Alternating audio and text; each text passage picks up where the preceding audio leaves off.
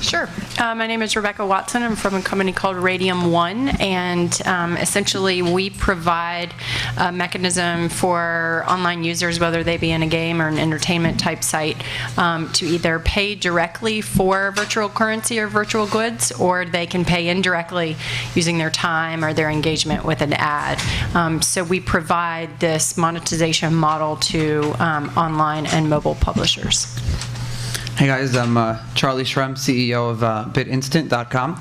We are the payment gateway for all Bitcoin exchanges and anyone who wants to buy Bitcoin or sell Bitcoin, essentially transferring fiat modern currencies like dollars, euros, pounds, Australian dollars into the Bitcoin exchanges where you can buy Bitcoins or just to buy Bitcoins directly. And we do that by leveraging locations such as local banks and all, hundreds of thousands of locations across the world in new currencies and new countries. My name is Jared Kenna, CEO of TradeHill. We recently shut down the trading on the site, but we were the U.S. Bitcoin exchange, and we were trading about roughly $1 million a month between U.S. dollars and Bitcoins, euros, and a few other currencies. Hi, I'm Philip Rosedale, and my first company that I started was Second Life, which has a big virtual currency inside it. And my latest company is called Coffee and Power, that is trying to sort of bring the same virtual exchanges of value more to the real world and to work. And I'm Eric Chan, your moderator for the panel. I work for a company called MB Mobile, where we take virtual currency and turn it into mobile airtime. And we support 320 mobile operators in 100 different countries. So fact of the matter is, if you have a mobile phone in the world, chances are if you use our virtual currency, we can actually credit your phone account with airtime. Okay, so to get started with this, we'll try to level set the panel and the audience of what exactly is the definition of virtual currency. I did a little research just to make sure that the definition hadn't changed, and it was really focused on sort of what Rebecca started with, which is gaming and entertainment used as a currency. But I think over time, a lot of things have changed probably since the first time it was used. The definition has kind of been more, I guess, evolving or blurred. So maybe one of you guys can take, what do you think virtual currency to mean to you? I think well, let's step back for a second and define what currency is. I believe that currency, the good definition, or the good way to put it, is really anything that's valuable between two people can be considered a currency. Whether it's airline miles or candy or the chair you're sitting on, if there's someone willing to pay you a certain amount for it in any way or shape or form, or if they're willing to use that as a method of payment, then that's considered a currency. So a virtual currency is essentially a standard that many people, or a lot of people, are willing to accept and adopt as a form of payment, and also willing to accept whatever the exchange or going rate is to convert out or into that currency. I think that to add to that, the biggest distinction that's probably material to think about in a conversation like this is that there are different types of sort of virtual currencies in the world today, or currencies in general. One is currencies issued by governments. Another one is virtual currencies like the currency in Second Life, in which there's like a company or some entity that's essentially managing how much of the currency exists and how you use it. And then the third case, which is Bitcoin, which the best example of is Bitcoin, is one in which there's some clever technique used to enable the currency to exist without any single entity controlling it. I mean, I think, as a 101, like that's one of the most important points to be made in talking about all this stuff, is each one is one of those three. So how would you guys view PayPal? It's kind of a hybrid model. So there's also these hybrid exchanges as well. PayPal's not a currency. They're just a kind of currency transmitter in a way. I mean, you're still using dollars, pounds, euros, or whatever currency you have, and having to let PayPal act as a bank and hold your dollars to send it from one person to another. And they're charging on the payment from me to you. But they fall more into that second category of an organization, not a government, that essentially manages a whole bunch of money. But it's true, they're not technically a currency, but they do have a stored balance. And so they're effectively similar. But yeah, this is a great example. They're number 2. Okay. Rebecca, why don't you, since you have, I know, a lot of experience through Radium 1, what have you seen as some tips for people who have been successful in virtual currency? What do they typically do to grow their economy, essentially? Yeah, I think as long as publishers or these companies who are leveraging currency as sort of a business model and a user engagement tool, they attach sort of a premium to the items that users are trying to get or the premium content they're trying to access from the virtual currency. So I think to make it a strong motivation so the user really values something a lot and they're willing to pay directly out of pocket with it. Those are the strong models. I also see a lot of publishers, game companies kind of following suit in this whole daily deal flash sale mentality. So we power all the virtual currency within, if you're familiar with social networks or virtual worlds, tagged, TAGGED or IMVU. And they do a great job of making the user feel like they're going to get, say, a discount on currency or they get more currency on a particular day if they transact today, right? And so they'll do kind of like discount today or kind of flash buying. So they're playing into this whole marketing aspect of it, and they tend to double their revenue in a typical day like that. How does the panel feel about gift cards as a potential currency? Basically having, Macy's, Walmart, and other companies essentially generate these cards that are freely exchanged. I mean, there was the CEO of Cashstar, I believe, was on a panel speaking earlier, and then there's another company, Plastic Jungle, which essentially has created this marketplace for trading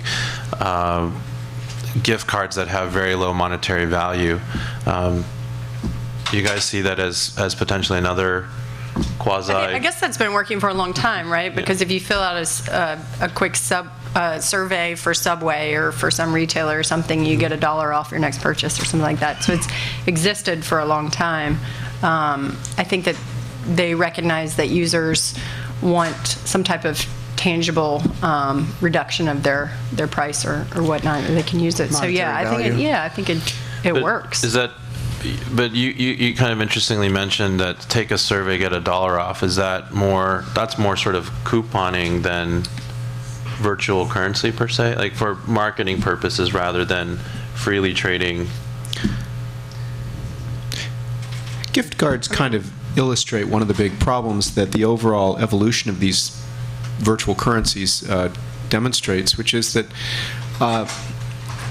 what everybody here would want to do if they had a gift card would be able to trade it with anybody else here, so you could buy other things with it. But the problem is, of course, is that a gift card currency, only has slightly greater value than cash to the provider if you can't do that.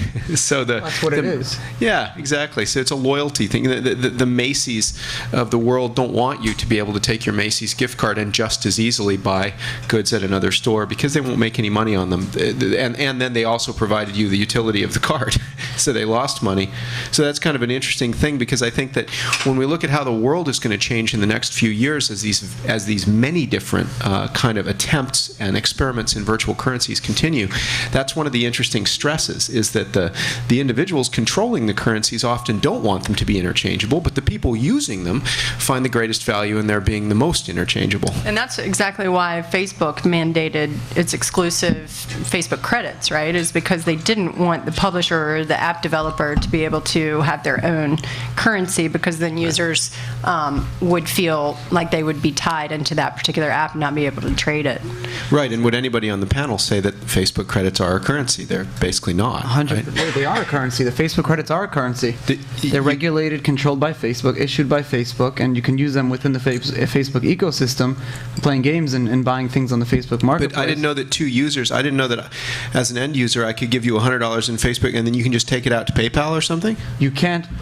We don't know yet, because the system is not out. If you can, like, if BitInstant can act as like a Facebook credit redeemer or buyer, so it's still in a closed system. But even in that closed system, it's still a currency. Like there are countries that I guess you can't use their currency is not really valuable outside of the country. Like if you look at Iran right now, they're cut off from SWIFT. You can't really use the Iranian rial. But so you would say that's not a currency anymore? Good point. Good point. Well, this is an interesting thing that I think Rebecca and I were talking about before the panel, which is, in the case of Facebook publishers, they're acting as the issuer, they're acting as the bank, and they're acting as the merchant that you basically buy everything from. So in this case, Facebook is kind of doing the same thing, where they're saying all up front we're, the merchant, the bank, the issuing company, and oh, by the way, only this product, right? Or only this set of products. And it's one way, which I think is really interesting about the currency concept, because it's not really two-way. I mean, it is a pass-through for the merchant, but you can't actually ever take the money out of the system. It's just one of the problems. Another scary thing I have is that with the economy today and transparency, we're worried about how much money is our government printing and Sorry about that. how much money is our government printing, and what's to stop them from printing more if there's less in demand. And they do that to affect interest rates and inflation rates. Quantitative easing and things like that. What's to say that Facebook decides they're running low on some cash flow this month and they want to just print some more Facebook credits? That's my big issue, is that you have no control over your currency anymore. That Facebook credit could be worth something different tomorrow, but it's not because the actual value of it is worth less tomorrow. It's just Facebook, who is the god per se in the currency, says that it's worth less. Yeah, so this kind of brings me up to the some of the other topics I wanted to try to cover, which was, essentially when you decide that you want to do this virtual currency, either somebody in your company by default or you designate has to become essentially the Fed chairman or the Treasury secretary. And I wanted maybe some of the panelists to describe, either imputed through someone's job or by de facto of running the system. What are some of the pitfalls of actually having that kind of role? Well, I mean, with a currency like Bitcoin, it's already laid out there ahead of time. Everyone knows what's going to happen to it. It's created at a known rate, and it's going to have a known money supply in the end. So for Bitcoin, it's really simple. We don't have to tell people, there's no trust that you have to place in us that we're not going to create more money. Like Charlie said about Facebook, Facebook create 100 billion more Facebook credits. You could do the same thing with Second Life. They could just create another billion Linden dollars. So he's actually got a really good solution in the way they were handling that before. It's fantastic. Are you speaking about that publicly, or is that private? Okay. It's fantastic. Yeah, so the companies that have had to do experiments, so Second Life's virtual world, in U.S. dollars, people buy and sell from each other, not from the company, but from each other, about $700 million U.S. per year. And that's been going on for quite a long time, so we've had some time to sort of study the different way these systems work. And when you talk about the Fed chair, as Eric said, what happens in Second Life is there is actually a person whose job it is to publicly, alongside a public listing of essentially buying and selling an order book that's happening, an order book technically, or a partial fill open order book that everybody can see. We have an agent, think of that as the Fed chair, who offers to sell additional currency at a rate designed to keep the exchange rate of the currency against, say, the dollar or a reasonable basket of currencies, unfortunately, as things get crazier and crazier in the real world, to keep the exchange rate steady of the virtual currency. Now that's different than the type of management of these so-called fiat or government currencies, where you typically have a lot less information about what's going on. The government may be trying to do something similar to that, but you often don't actually know what's happening, and there are a lot of levers or pipes in the system before you see the money moving around. In the case of Second Life, we had this unique experiment where we were sort of doing something similar. We were basically saying, well, we'll only create Linden dollars if people want them enough to be slightly driving the price of them up in the open market, and then we'll make more and sell it into the market to hold that level constant. What made me inspired about virtual currencies and made me start to think personally a lot about how they were going to affect the real world as things like Bitcoin came around was the fact that just doing that created a remarkably stable currency. Now, this is something, because most real-world currencies, what I mean by that is the Second Life Linden dollar varies a lot less in value against, say, the euro than the yen or the dollar does against the euro over a year's time. And that's an odd situation, because you would think, given that Second Life has so much, it has a fair amount of transactions, but so much less than the real world, that it would be substantially more volatile. So the fact that it's so stable against the dollar made me think, gosh, somebody's going to come up with a strategy for doing virtual currencies that it really starts to affect the real world, and that'll be a benefit because it'll generally be more stable. So, it's fascinating.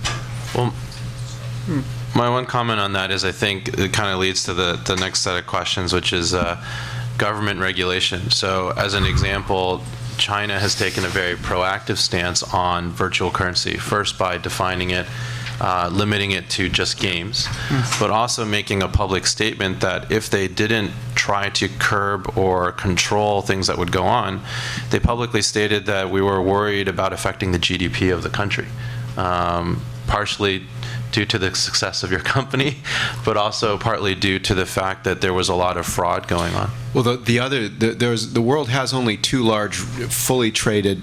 Facebook, although Facebook will probably be however that plays out, Facebook will be the next important one. But Second Life is really big, and then of about the same scale is QQ, which is the one in China, actually. So that's actually a different company. And yes, when China announced that, if I remember correctly, they brought out the executives of QQ to doubly underscore in public that the QQ coin, which was a virtual currency in some ways similar to the Linden dollar and Second Life, would never be used for a physical goods purchase, Really? which is fascinating. So how did they do that, though? What was the regulation? They banned any merchants from being able to accept QQ codes, and was it like a civil thing, or was it more criminal? I don't know. I think at minimum they prohibited the use of it for the purchase of sort of an Amazon.com style, like purchasing hard goods for delivery through the site. That's terrifying. That is. But you'd have to look up that. But it was a notable really moment in the press a few years back when they did that. I was going to come back to actually something before we go back to this topic of regulation. Rebecca, when you are dealing with publishers and also entertainment companies, are you providing advice about maybe inflation from what you're seeing, or do you kind of just let most of the publishers do whatever they want at their own peril? Yeah, they basically pursue their own changes to their own economy because the type of users vary so widely. I mean, we work with publishers who provide, massively multiplayer online games, MMOs, and those users are just insanely addicted to these games, and they're transacting often, and a lot of their users are what are considered whales, so they spend more than $100 on these online virtual goods and whatnot per month. Whereas that's sort of like the very intense, addictive, high transacting user on one end, but then there's the casual users on the other end. So kind of how those economies vary is up to the particular site or game or publisher or whatnot. So we don't advise them on that.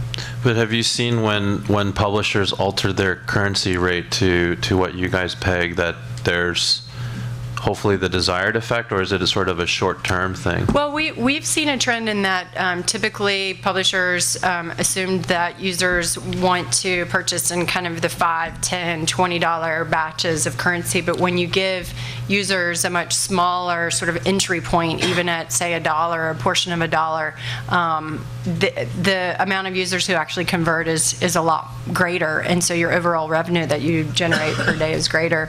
I mean, your company is an example. Users have a lot of free time, and so we see a large and increasing number of users who are willing to watch a video to get 50 cents worth of currency, or to check out something on Facebook supported by an advertiser like an HP or General Mills or something. They're willing to give their time even if it's 4 cents on the dollar, and that just goes to show you people are not quickly getting rid of their own real world dollars to buy online currency as much as their time and engagement. You guys, does anyone else from the panel have any other comments about you're worried about regulation or governmental laws regarding virtual currency? Yes. Regulation is a big. I want to let Jared answer it first because he had some issues with that also. Yeah, it's a big. He lives down the block from the federal building, so I moved. Yeah, I actually FBI watches us. I actually could like see the feds right out of my window. Yeah. It's not why I moved, but I like it better where I'm at now. Yeah, the thing is, nobody really wants to take a real hard stance on that in the States or like Western Europe or anything like that. China, yeah, I'm not surprised China's the first one to really put their foot down. China can just say, don't use virtual goods anymore, we'll put you in prison, and people will stop doing that. But as far as the States go, I've asked questions to the Department of Financial Institution, and their answer to me was, your questions aren't a priority for me. And this was when I was in their office. And I said, well, are you still going to prosecute me if you don't like what I do because you won't answer my questions? You know, people are aware of it, but nobody really wants to make a real solid statement on it, which to me is really disappointing because it's obvious that this is the future and this is the way it's going. You know, we got Facebook and Zynga and Bitcoin and Linden dollars. That's not new. You guys been around, what, 10 years now? Long time, yeah.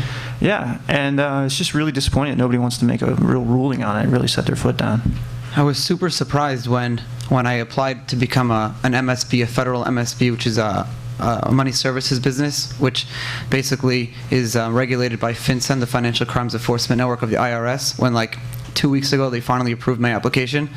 That to me was me saying to them, hey, I want to tell you what kind of business I'm doing. You know, millions of dollars are going through my accounts every day. I don't want to end up in a courthouse or in a jail cell someday. And if I do, at least I can say to you guys, hey, look, I was proactive in trying to be compliant. And we have a very solid 20-page, written by lawyers, anti-money laundering and your customer policy manual.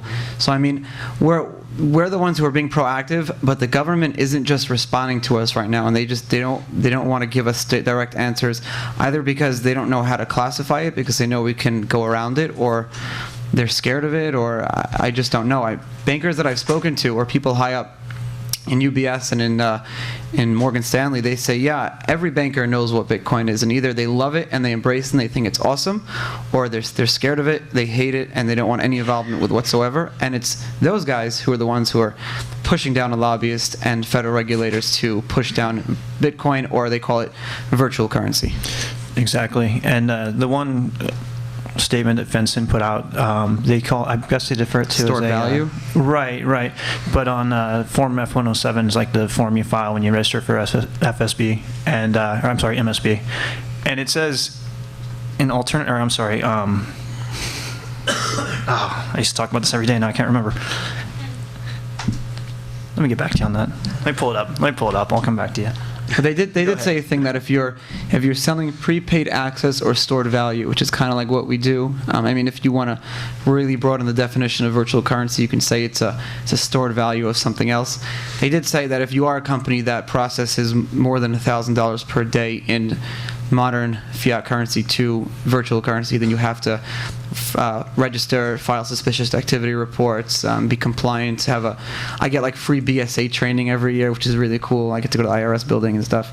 But yeah, so it's very difficult to be compliant. 43 states out of the 50 require not only you to become a federal MSB, but a statewide MTB, money transmitter business, which PayPal, Western Union, MoneyGram, all of these companies have those licenses. Now, first of all, in order to get one in any state, you need to have ridiculous capital requirements, you need to have years of banking experience, and you need to go through what I like to call the King Arthur's round table of money transmitter businesses like PayPal, Western Union, and all those guys.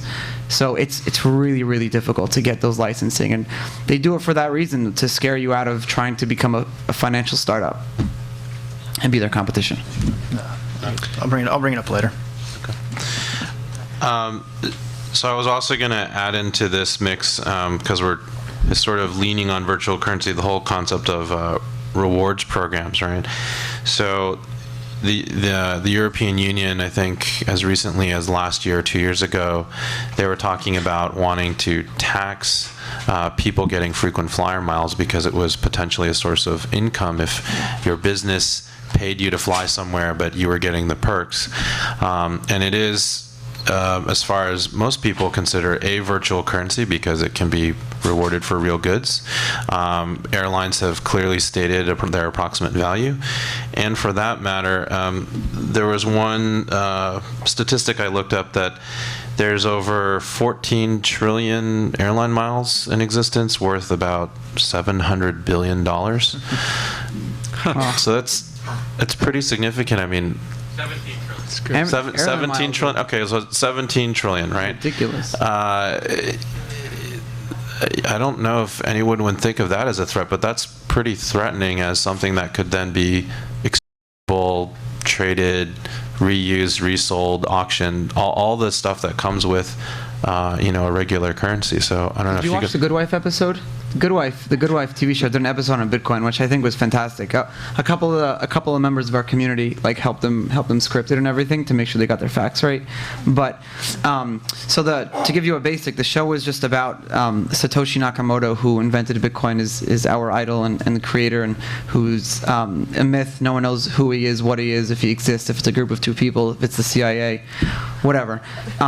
So the show was about the lawyer representing Satoshi was being put on trial to release the name of Satoshi, the real identity, and the IRS was the one who was fighting against Satoshi. And they used the airline miles as their counter argument, saying, hey, you have something like airline miles, even though it has value to some people, it's still not what they call transferable.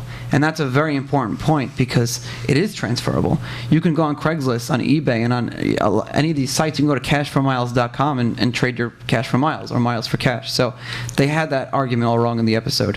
But airline miles, I think, are considered a currency. I'm struck by, as we all talk about this, and it's like we were talking about before, about these topics are so new. The question of why virtual currencies and which ones will be successful and which types will be successful. It sort of begs the interesting question for the panel, because I know we were just talking about this, and I know my answer, which is why use virtual currencies at all?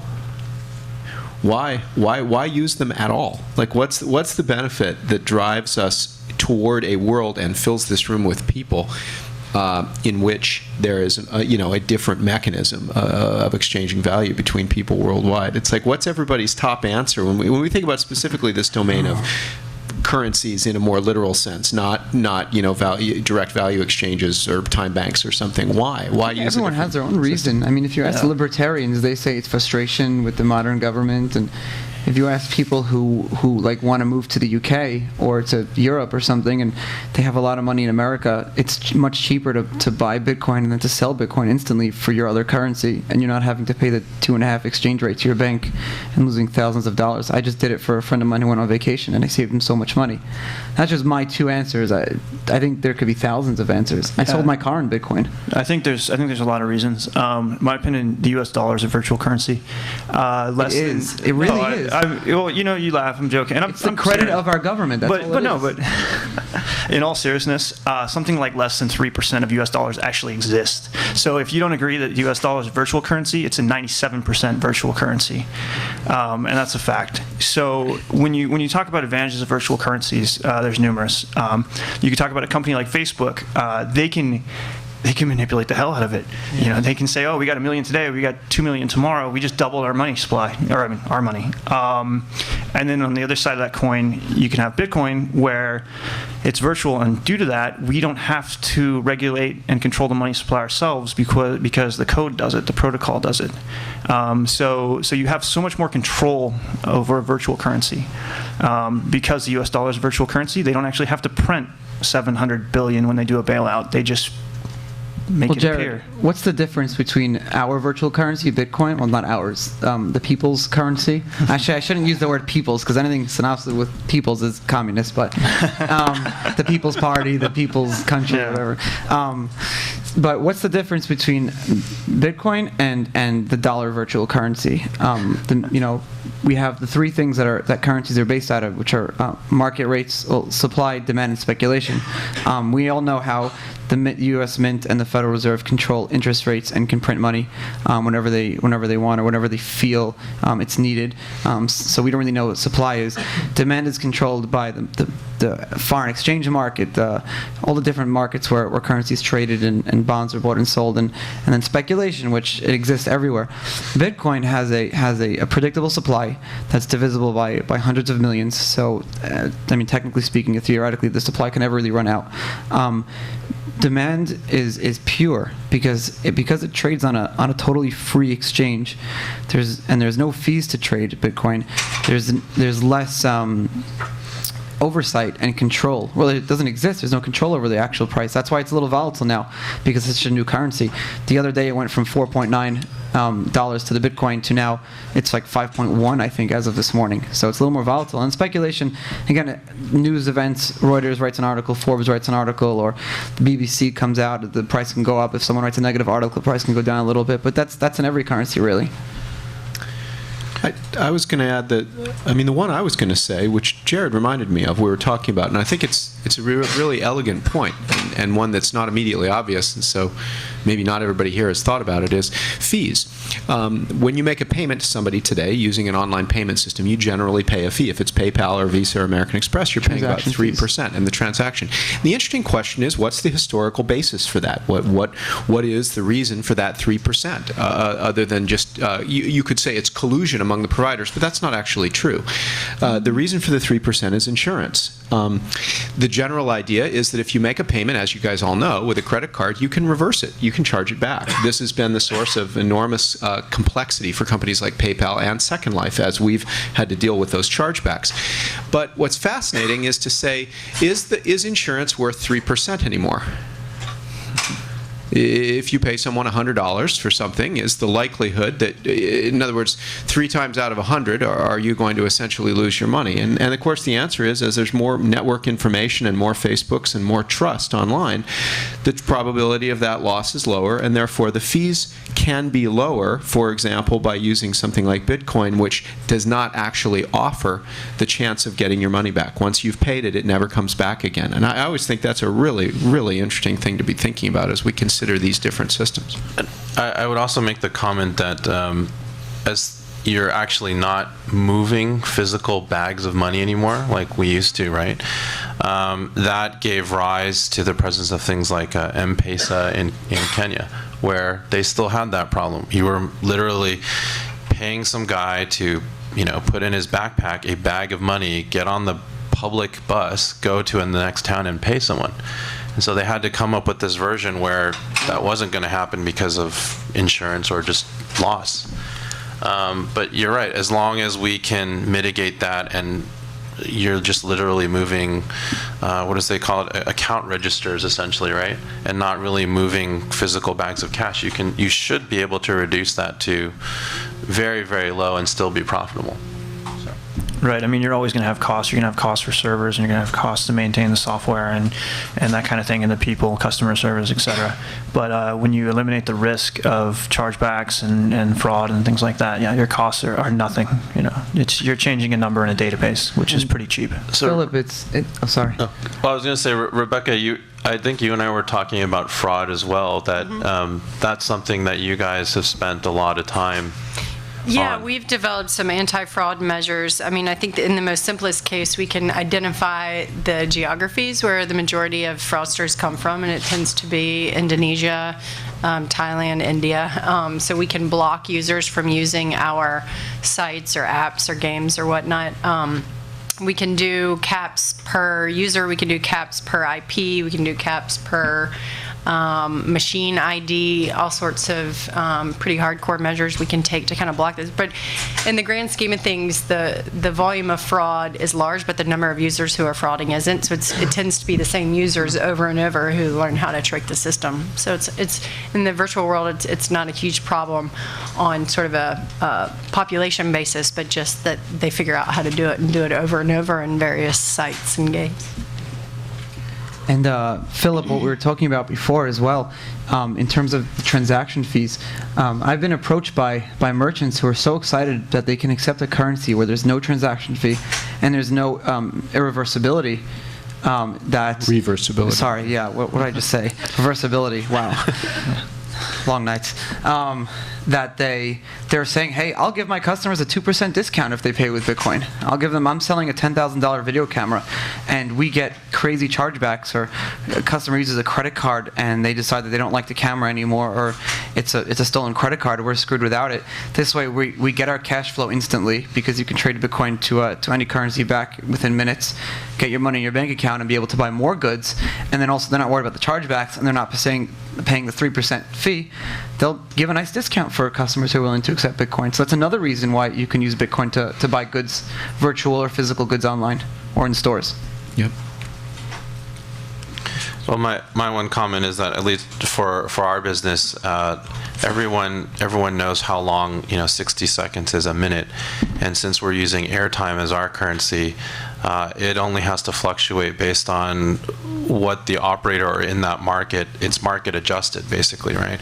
So in the US, a minute costs, let's say 10 cents or 15 cents depending on the type of plan you have, but in other markets it can cost a lot less.